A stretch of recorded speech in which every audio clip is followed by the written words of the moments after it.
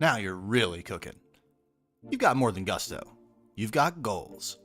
A power system, a magical convenience, and a smooth ride through MV. But the quest book has you spooked. Things are getting more complicated quickly.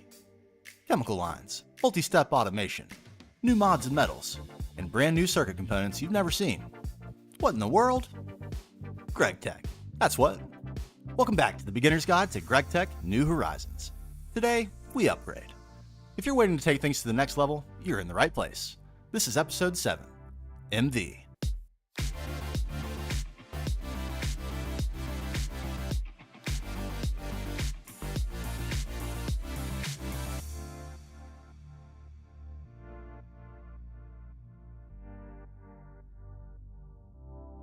There's not a ton of preamble this time.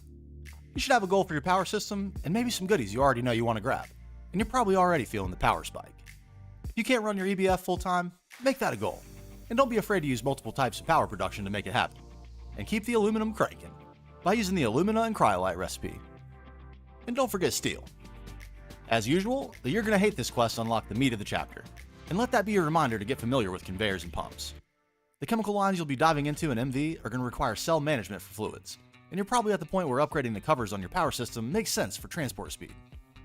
The flawless emerald for the sensor might be a bit of a trick, but enough poking around the nether should get you a few, or you can look into sifting. For the most part, MV is about upgrades, either for speed, bonus output, or cost. After you get the extruder for more efficient rod production, the next thing on the list is probably the electrolyzer. You actually can make it right away, without getting the You're Gonna Hate This quests, but the extruder will help you keep scaling towards your power plan, so it's probably 6 one way, half dozen the other. You need it all either way. Speaking of, there's some crossover dependencies inside the MV chapter, but you can approach it with different paths. This is just one. And to be fair to the electrolyzer, it's probably the most important machine of the tier. To start, you'll probably just be slamming different dust through the machine and routing the outputs to drawers. That'll work just fine to begin. Just make sure you have enough drawers for all the outputs, that you're storing all the fluid outputs, and have a way to void water. You'll need to electrolyze ruby dust for chrome. Find that with redstone ore veins, and a lot of it. And lazurite and sodalite are great for starting silicon and sodium and stockpiling aluminum dust, and salt is ideal for chlorine. But that hardened clay biome you found ages ago is about to become critically important, even if only for a short while. Macerate it, then electrolyze the clay dust for tons of alumina, sodium, lithium, and silicon dioxide. The silicon dioxide can be sent through a chemical reactor with magnesium, which you can get by centrifuging marble dust, to get raw silicone dust. This is 100% going to be worth automating end to end. The magnesia can be recycled, also in an electrolyzer, to get the original magnesium back, so the only input item is the silicon dioxide dust. The magnesium input is what's called a closed loop, meaning the same system that produces your ideal output also produces more of your input items. You want to look for these as often as you can. There are many other ways to get silicon dioxide too. Most players are going to want glass, so a little setup to turn cobblestone into glass dust, some being turned into glass, and some into silicon dioxide will make it renewable. Another thing you'll want to be looking for as often as you can. And you plug it into the same setup you're using for clay dust. There are several use cases for raw silicon, but for now, the most important one is silicon solar grade dust. There are 2 paths to making it, and both have closed loop input items, making raw silicon dust the only input.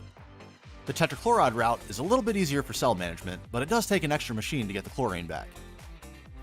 The trichlorosilane route doesn't have any extra byproduct recycling, but only deals with fluids, so cell management can be tricky.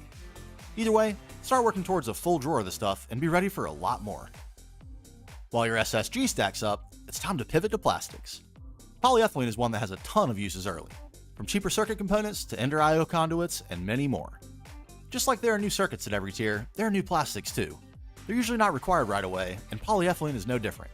You can get the HV circuits at the end of the chapter without it. And the circuit boards the questline calls out aren't actually needed until HV.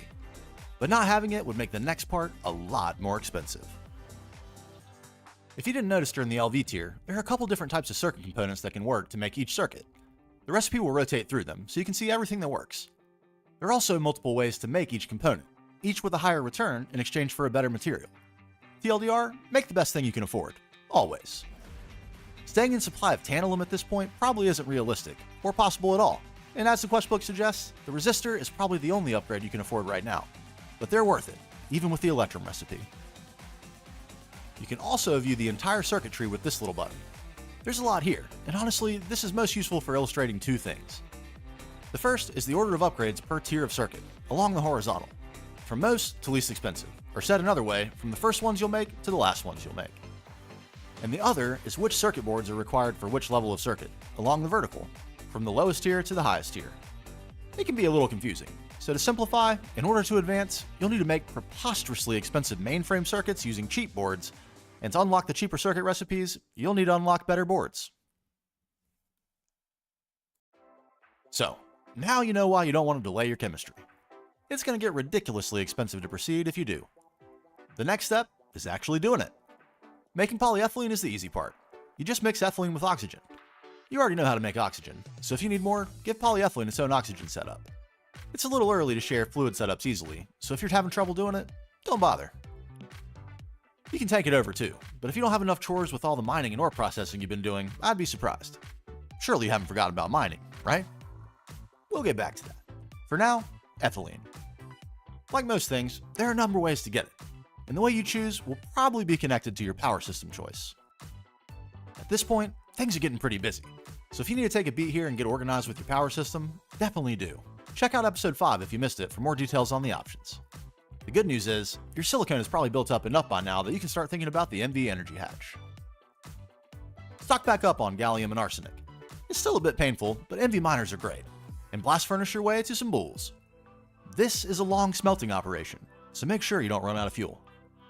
Grab the MV cutting machine and laser engraver too. The Thaumcraft shards you grab for magic can be made into the Terra lenses and Ignis lenses if you struggled for Emerald and Ruby, but for the RAM you need later, you'll have to hunt down sapphires. For now, grab the Terra lens and make low power ICs and the MV energy hatch.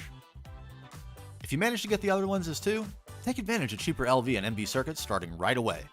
Feel free to upgrade the EBF now too, but definitely upgrade your power system. The EBF will be relevant soon, but if you're opting for steam or benzene for long-term power, what you need at the moment is the pyrolyze oven.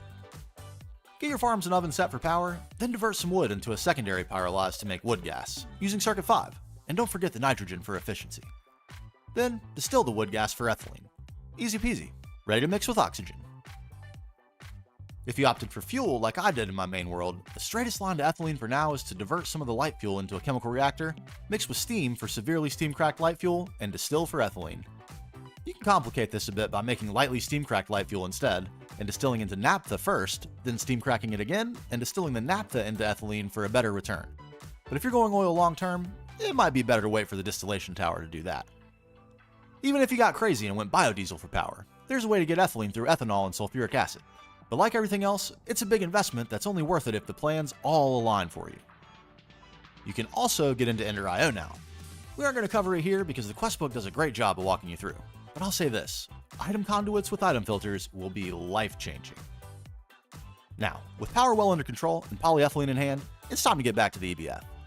Double up on MV energy hatches and get that bad boy to HV, and get ready to roll some coal. You got plenty of chrome by now from all the electrolyzing too. Oh, you forgot about that? Back to the mines with you immediately. Anyway, mix up some Kanthal dust in your new MV mixer and get to smelting. To cool the hot ingots, you'll need a chemical bath with some coolant in. You make the coolant with water and lapis dust, which means it's effectively free. I might catch some heat for this one, but I don't think it's worth using the tank and fan to recycle the coolant. Just make the distilled water and batch out a tank of the stuff. With 128 buckets, you can cool over 500 ingots, which was way more than I personally needed before crafting the vacuum freezer. With the basic cooling system, some Kanthal coils, which, by the way, this time require mica, so if you cheaped out last time, get to prospecting. You can start cooking and cooling SSG ingots, and start making HV circuits at last, the very, very expensive way. And finally, the HV metal, stainless steel. You're probably hurting for chrome, and that's totally normal. So get back to the mines or start centrifuging that outrageous backlog of redstone for extra ruby dust, and power the setup using all that mercury in an acid generator. It was exactly at this point in my own journey that I pivoted into magic and bees to solve for some of these trickier resources. There are other ways to approach getting ruby, and if you're having serious trouble, definitely consider using the ruby juice. The only trick is the hydrochloric acid, but let's not pretend like you have enough ruby to need it infinitely. At any rate, batch up as much stainless as you can afford. You'll be making some more multi-blocks in the next tier, and they're expensive. And so it was that you were ready for HV. How about that? There are some things we glossed over though, so let's do some highlights. Ender.io has some amazing things to offer. from easy travel around your base to automated mob spawning and killing. It's different in GTNH, naturally, but still amazing. And the dark steel chests are needed for the compressed chest, godliest of all for purposes of miner. Polyvinyl chloride is a little fringe for now, but super worth having around as you start making improved circuit components with your polyethylene, and makes great item pipes. The prospecting tool is a gift from Greg himself. No more digging down to check ore veins. The World Accelerator is an incredibly useful, if equally power-hungry, little block that speeds up the tick rate of blocks and entities around it. Void upgrades keep your automated systems moving, especially power. Super chests for massive storage capacity of single items. Transposers for close-range item and fluid transport. So many goodies to enjoy. And one big giant gotcha. Since you don't need those circuit boards now, it can be easy to ignore the iron 3 chloride or the sodium persulfate. Don't overlook this. You need giant quantities. So you either need to think hard about sulfuric acid, or you need to think hard about chlorine. It's not urgent, but once you start needing it during HV, you'll hit a brick wall if you can't make quite a lot. You might have also noticed there weren't as many single block machine quests this time. Get used to that. But don't forget, every tier has new additions of all the machines, and they're all better. Other than that, you're ready for the big one. New multi-blocks, the clean room, the moon, titanium, applied energistics. Are you really a beginner anymore? I guess we'll find out in HV. See you there for episode 8.